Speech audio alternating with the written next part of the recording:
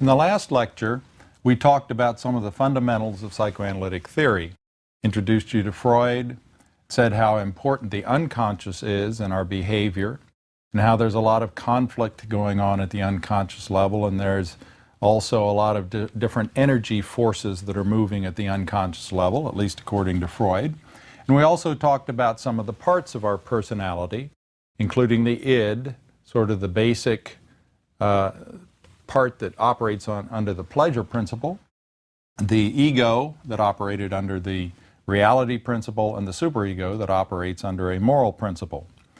But Freud's theory is more than sort of just a static theory. As we grow older, we go through developmental stages. And during these stages, we have this energy that I talked about last time, this libido, this sexual aggressive energy that gets focused on various anatomical parts, according to Freud, depending upon our particular age. So I want to go over those stages today with you, and I also want to talk some about defense mechanisms. If you'll recall, we said there was a great deal of conflict at the unconscious level, and we have to sort of protect ourselves from this conflict, and the way we do it is through defense mechanisms. So we'll talk some about that. And finally, in this lecture, we'll wrap up by talking about the usefulness of psychoanalytic theory today. Is there anything useful about it today? So we'll consider some of those topics at the end of the lecture. All right, let's go to the developmental part of psychoanalytic theory. And we have various stages of development. And in these stages of development, we have this psychosexual energy that is focused on various anatomical parts, and that's where they get the names for these various stages.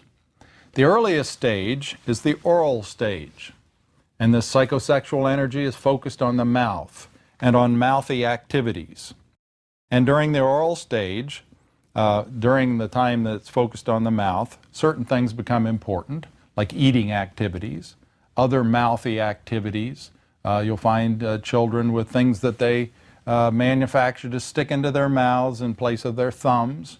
And you can't stop kids from sticking their thumbs in their mouths. They've got their thumbs in their mouths before they're even born.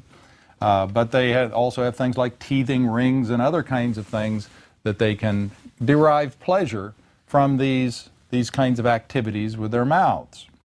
The general notion in these stages is that you derive pleasure from the stage, and if you derive sufficient pleasure, at a certain point you move on to the next stage. And it's required that you derive this pleasure in order to move on. And if you don't, you might get hung up in a particular stage. You might get fixated in a particular stage and not move on to the next. In fact, initially, Freud said it was impossible to move on to the next if you get fixated. Later, he softened that position a little bit and said that you can move on in certain ways, but leave some of your behaviors behind in the earlier stages as well. So as I go through the stages, we'll talk a little bit about what happens if you get fixated in that stage. So you have this little kid who is concerned about mouthy activities, especially eating, and you don't have to teach the kid. They are born with reflexes to root for the mother's nipple, and then once they get the mother's nipple, to suckle on it. You don't have to teach them that kind of thing. They already have that mouthy activity built right into them. And if they get enough to eat, and they're satisfied with their mouthy activities, they will move on to the next stage. But if they're not, they may get hung up, to some extent at least, in the oral stage. And that can be shown by a number of different possible fixations. Somebody who doesn't get enough to eat, for example, it might show up in later over-concern with eating activities and lead to obesity, lead to eating too much, lead to perhaps eating disorders like bulimia and anorexia, that sort of thing, that all have to do with mouth and eating activities. So that's one way that you might find somebody, at least according to Freud, that would be a reason, an explanation, a cause for these kinds of behaviors. It also might show up in certain kinds of leftover mouthy functions. Back when, about 20 years ago, I had smoked pipe for about 15 years. And smoking a pipe back in those days, lots of professors did that. And so I smoked a pipe, and probably half the time I had the pipe in my mouth, it wasn't even lit. I just enjoyed having that pipe in my mouth. and it allowed me to do mouthy kinds of things. Today I use a toothpick sometimes in the same way. When I'm lecturing on this in a large classroom, I'll usually look around at about this point in the lecture and see 3 or 4 students with their pencils in their mouths. And I say, aha, there you go. You're still hung up to some extent in the oral phase. So eating too much, smoking too much. Freud, if he were around today, might argue that smoking was part of this. And in fact, as I mentioned in the last lecture, Freud smoked a cigar himself, and it caused him all sorts of health problems. So smoking too much. Perhaps even talking too much. That's a mouthy activity. Probably most professors are hung up to some extent in the oral stage, at least according to Freud, because of the amount that they talk. Now, assuming you've gotten through this stage and have satisfied, had the proper satisfaction in this stage, you would then move on to the next stage. The first stage would have occurred during the first year of life and into the second year of life. At about this time, with proper satisfaction, the energy becomes cathected or focused on the other end of the gastrointestinal tract, on the anus. It's called the anal stage. And this stage occurs during the second year and into the third year of life, and it varies a little bit depending upon certain kinds of conditions. During the anal stage, there may be a certain amount of pleasure that's derived from the actual physiological activity of elimination. But there's also pleasure derived because it's the first time you have to follow somebody else's rules. Because what happens during this time, if you look around, you'll see that toilet training occurs during this time. And so anal activities become very important in terms of toilet training. And somebody now imposes some rules on this otherwise wonderful kind of existence that you've led up until this time. You have to do certain things at the right time in the right way. And if you do so, you can get pleasure because you've satisfied somebody else. Now, things can go wrong in this phase too. So in this stage, you can have a situation where your parents are too concerned about getting it exactly right. And so they impose this. It's a particular time, it's 2 years of age, everybody's ready to toilet train at 2 years of age, whether or not you're physiologically ready. Here's how you do it. They set up the whole situation in a very particular way. And according to Freud, if this happens and there's emphasis on sort of the details of it, a person might end up being obsessive compulsive about things. And we call somebody anal that way. That's directly out of psychoanalytic theory. If you accuse somebody of being anal, you're saying what happened during the anal stage is that there was too much emphasis on all of these details. It could go the other way too. If there's not enough emphasis on that, according to Freud, you might end up being kind of a slovenly person. You look around and this person, you walk into their house and there are things stacked all over and stacks of clothing over in the corner that need washing, and all of this would be an indication of slovenly behavior that's left over from the anal stage too. So that's what happens. And there are even more symbolic things like smearing somebody else metaphorically through things like gossip. And Freud might say that that's a symbolic way of still being in the anal stage. Assuming you got through that stage okay, and you derived appropriate pleasure, you would move on to the third stage, which is named the Phallic Stage. The Phallic Stage occurs around 3 years to about 5 years. And you'll notice here the beginnings of the fact that Freud sometimes gave women not their proper due, because this is named after a male anatomical part, not a female anatomical part. So this energy gets cathected or focused on the genitalia, and for little boys, this becomes very important for activities that have to do with dominance activities. It's true that some of it may be some masturbatory activities, for example, but also it has to do with activities that are aggressive. Perhaps this is from our last lecture where we were talking about the death instinct and how that leads to aggression. In this case, there's aggression. And this aggression seems to be moving toward competition and trying to establish where you are in the dominance hierarchy of life. And so you see little boys who are playing with guns and swords, sort of symbolic phallic symbols in this case. You see little boys playing games like King of the Hill, I'm bigger, better than you are, kinds of more powerful, I'm up here and you're down here kinds of games. And so this phallic stage is very important during this period of time for little boys. For little girls, something slightly different is happening, and we'll talk about that in a few minutes when we talk about the latent phase. So for the little boys at this point, they're playing these aggressive games, and they can get fixated in this stage as well. If they don't get enough satisfaction in this stage, that would be manifest for perhaps later on in somebody who's too overly competitive. For example, the 45-year-old guy who's still out there on the basketball court throwing elbows and trying to prove that he's a super jock when he's well past his prime. That would be an indication that somebody is hung up in the phallic stage still. Or perhaps in his profession, he is a stockbroker. He wants the biggest portfolio around. Or he's an architect and wants to build the most magnificent and tallest building around. All of these would be indications that he's hung up in the phallic stage to some extent. Another indication of that is the way that men treat women. And in this stage, women are prizes to be won. They're trophies. And we even have language for that, a trophy wife, for example. This person is a trophy. And we also have a language for what goes on here.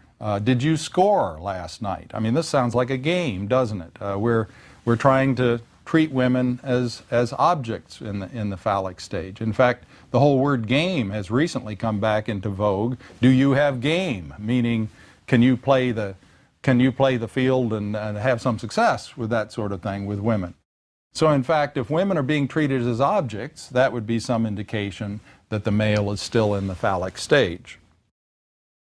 Okay, toward the end of the phallic stage, something happens that I don't want to go into great detail now that causes what's sometimes called a latent period. And I'll come back and talk about why that is. Once that period goes by, then it is possible to move into the final stage, and that's the genital stage.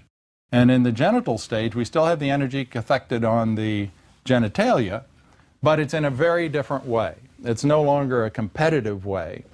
It's at this stage, which was Freud's final stage, and he gets some criticism for that because it seems unusual. This stage occurs at about the time of puberty, the genital stage. And to say that the person is fully formed and mature right at puberty seems to be a stretch. That to claim that we don't, through the rest of our lives, have psychosexual stages going on seems to be something of a criticism of Freud. But at any rate, in the genital stage, what we now have is the ability to form a sharing, caring kind of relationship with somebody else, so that we have a sort of more permanent, the woman is now not an object, but in fact a partner in an enterprise, and intimacy develops that allows this kind of relationship. And that's the genital phase, stage that occurs during about the time of puberty, if you've successfully negotiated all of these other stages. Now let me go back a minute and talk about one of the more entertaining aspects of psychoanalytic theory. And this one, some people, I have trouble lecturing about this with quite a straight face, but let me do it anyway. In the phallic stage, let's go back to that, and let's take the little boy. The little boy is interested in competition, interested in winning the biggest prizes. Women are prizes to be won. Who would be the biggest prize to win? Well, the most important woman in his life, who's mom. So at the unconscious level, now let's get this right, this is the unconscious level. We don't have this little boy scheming to go out on a date with mom and get her into bed or something like that. But indeed, what Freud says, and this was shocking to people, was at the unconscious level, the little boy does want to sexually possess mom. He does want to go to bed with mom. And that's a desire he has to win mom in this way. But there's a problem, of course. And the problem is Dad. Dad's in the way. Dad already has mom. And he knows he can't quite get by Dad. Dad's a big guy. And on top of that, Dad may castrate him. And so he has castration anxiety from Dad. And so Dad's in the way, and he can't do this. And this is a conflict, sometimes called the the Oedipal conflict, or the Oedipal complex, it's sometimes called that as well, after a Greek tragedy where Oedipus Rex, as a young man, went to a foreign land and then came back and fell in love with this older woman and ended up having a relationship with her, and then later found out it was his mom, at which point he poked his eyes out and other kind of the usual things that happen in Greek tragedies. And so this is named after Oedipus Rex. It's called the Oedipal conflict. And so this is the conflict. He'd like to possess mom, dad's in the way. What's he going to do here? Well, we've written songs about that kind of thing. I want a gal just like the gal who married dear old dad. Well, he can't have mom, so he wants a gal just like the gal who married dear old dad. How does he get a gal like the gal who married dear old dad? To act like dad. Dad was successful in doing this. So, in fact, he can act like dad in order to accomplish this. And so he ends up learning to walk like dad and talk like dad and do things the way dad does, what's sometimes called sex typing. He learns appropriate behavior for his sex so that he can accomplish the getting of somebody like mom, since he can't have mom.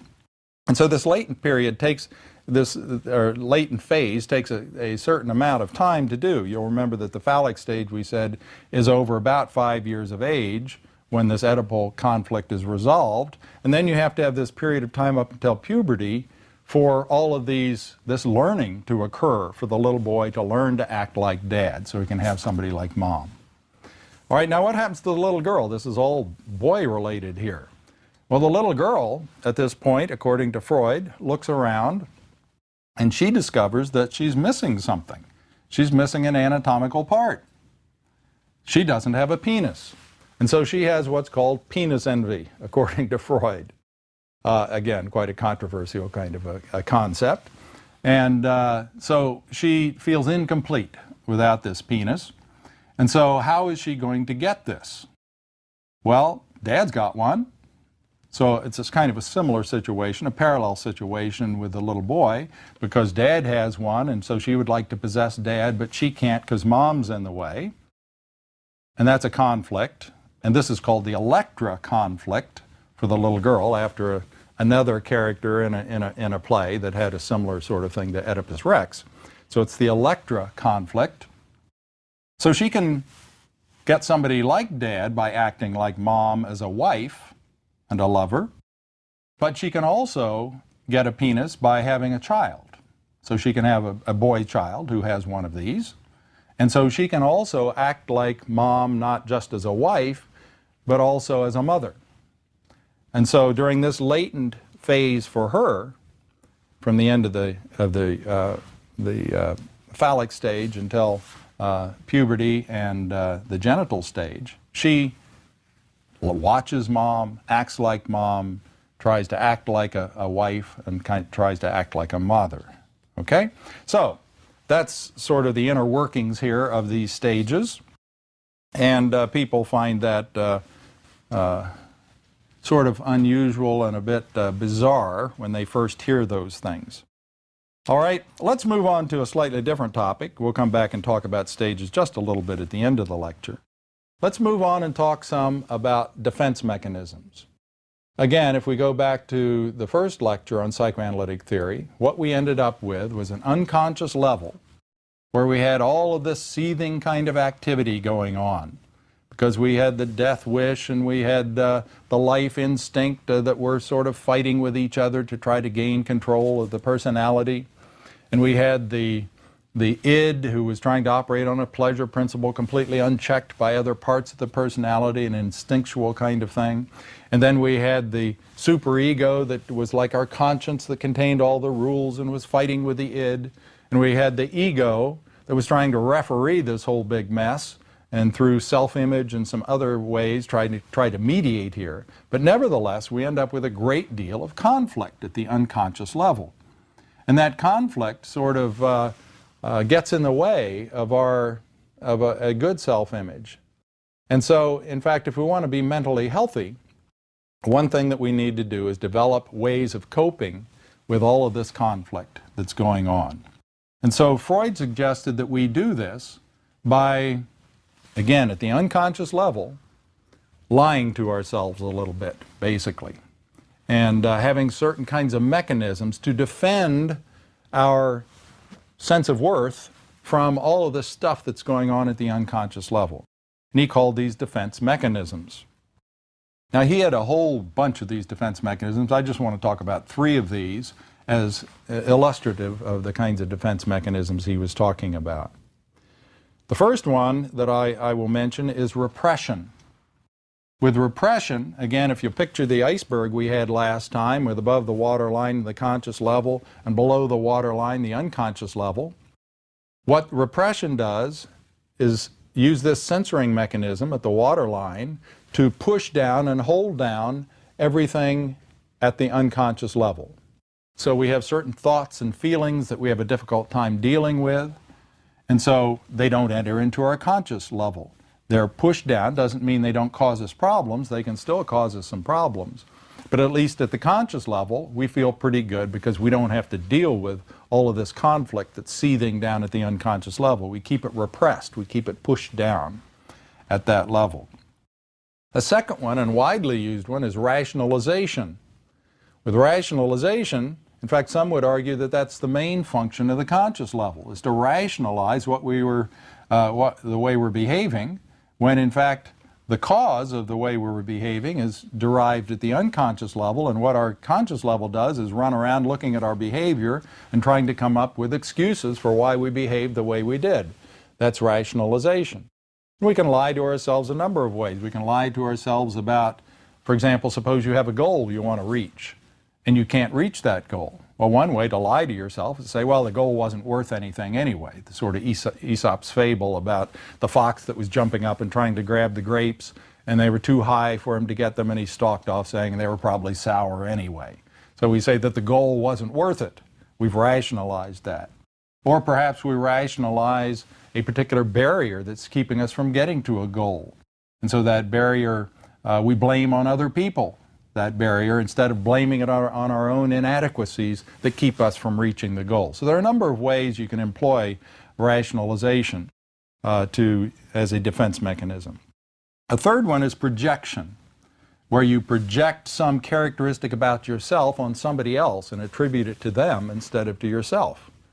There's a kind of cute piece of research that was done on a fraternity, where they went in and had all the fraternity brothers rate themselves on such things as how generous or stingy am I, how friendly or unfriendly am I, and they rated their fraternity brothers as well. And then they went in and they found that for a lot of people, they discovered that perhaps one person was rated as fairly stingy. And so they then went to look at that person's ratings, and he rated himself as being quite generous, but rated most of the other people as quite stingy. He projected this characteristic of himself onto the other people. And so this is another defense mechanism. Again, these are all, let me remind you, at the unconscious level. We're not doing this, we're not thinking devious thoughts at the conscious level and making up stories and that sort of thing. All of these are happening at the unconscious level.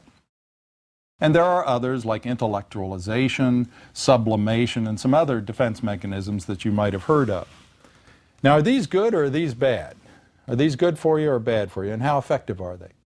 Well, I do a little exercise in my class to try to illustrate this. I say, imagine a continuum. And on one end of the continuum is bad. This is the worst person you can imagine. This person is not smart, is devious, is ugly, slimiest character you can imagine. At the other end, imagine good. And that's the best person you can, an honest person, smart, friendly, the best person you can imagine. And now what I want you to do, I tell my students, is put yourself on this continuum somewhere. Put a mental check mark on this continuum as where you think you are. I said, now I'm going to keep it simple. I'm just going to bisect this continuum right in the middle. And I want you to decide whether your check mark was on the good end of the continuum or the bad end of the continuum. And then I tell them all to close their eyes, and I say, I'm not going to do this until I see every eye closed here. And then I want you to hold up your hand and tell me whether you are on the good end of the continuum or the bad end of the continuum. Okay, so everybody closes their eyes, and I say, okay, quickly hold up your hand. And I look around, and then, okay, on the bad end of the continuum, hold up your hand.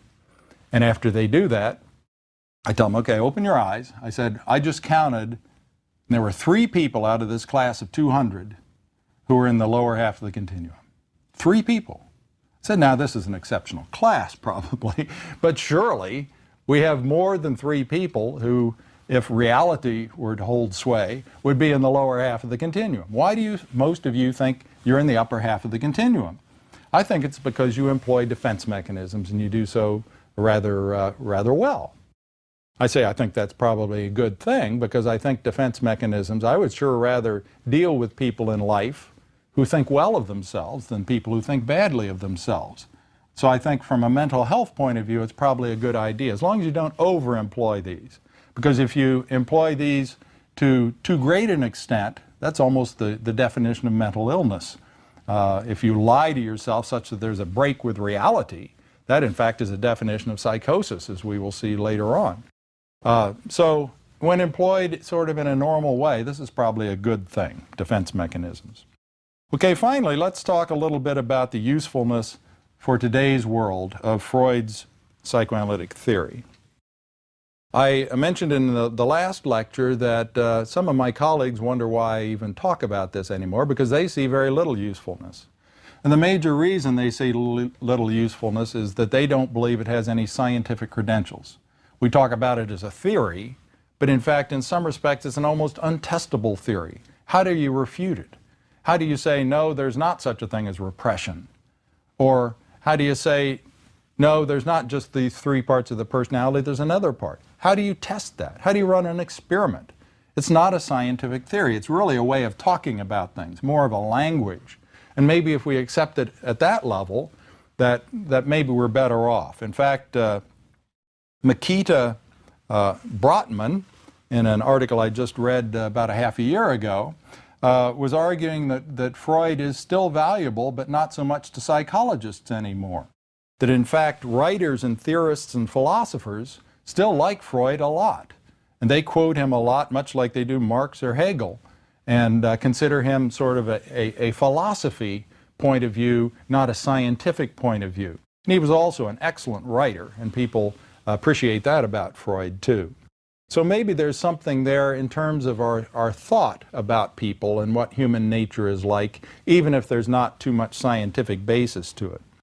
Linda Peterson wrote a tongue-in-cheek article a few years ago about Freud, and let me just mention some of this article. She talks about how women have the mystery of birth and how this is a wondrous event, and how man has gazed in wonder at the mystery of birth and the new child, and they're awed that the woman has this power and fortitude to bring forth a new life. And they have an envy that is the result of this, and that envy is an envy called vagina envy. Now this sounds a little familiar, doesn't it? And that so they envy the fact woman can bring children into the world, and that little boys are in awe of this, and they wish to accomplish something different, something that their poor organ can't accomplish. And so in the man there's a sense of being incomplete, a lack of inner self. And so they have this vagina envy, and so this results in things like little boys wanting to have pockets in their pants, and businessmen having pockets all over in their shirts and pants, and all of this in vagina envy. She's doing this somewhat tongue-in-cheek, of course, and pointing out the fact that there is not much scientific basis to psychoanalytic theory, and you can change the language and use it the other way around to justify other kinds of concepts, and that there's no way of refuting that. Just like there's no way of refuting penis envy, there's probably no way of refuting vagina envy either. All right, is there anything in psychoanalytic theory for us? I think I pointed out last time that I think the most important thing in psychoanalytic theory is the whole notion of unconscious, because we do use unconscious in building our social institutions. And I think that's a very important residual concept from it, and nearly everybody believes that, and that's a basic tenet of this theory. It's also probably true that if you got rid of the anatomical names, we could even find some validity in the various stages. Indeed, I could argue that the first stage should be probably, if not, we won't call it an oral stage, but let's call it almost a survival stage. You have to learn how to survive when you're a kid, how to keep from choking, how to get enough food in you to survive. And that's a very sort of individual thing. And then up to a point that works. But then you have to learn to follow somebody else's rules. Let's not call it the anal stage, but let's call it sort of picking up on other people's rules. So somebody says you have to do this, and you have to learn how to do that. And then the third stage, let's not call it the phallic stage, but let's call it a socialization stage, let's say, where you have to learn not only the rules of one other person, but now you have to learn the rules of society. Where do I fit into that? And finally, you probably at some point, in order to be a mature individual, have to have the capability of developing an intimate relationship with somebody as well. So if we get rid of the anatomical names, perhaps even that has some validity to it. So now we've been over the various parts of psychoanalytic theory. You can take it for what it's worth at this point. If you find it useful as a language to talk about things, then I'm glad that I told you some about it. Thank you.